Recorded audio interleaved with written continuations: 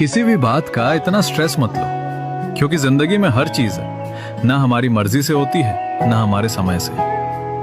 कभी कभी हम बहुत कोशिश करते हैं सब कुछ जल्दी पाने की, कुछ रिश्तों को बचाने की, कुछ सपनों को पकड़ के रखने की, लेकिन फिर भी चीजें वैसी नहीं होती जैसी हम चाहते हैं। तब समझ आता है कि ना किस्मत से ज्यादा कुछ मिलता है और ना वक्त से पहले। जो तुम्हारा है वो तुम्हें ढूंढते हुए भी तुम्हारे पास आ जाएगा, और जो तुम्हारा नहीं है उसे कितना भी रोक लो, एक दिन वो दूर चला ही जाएगा।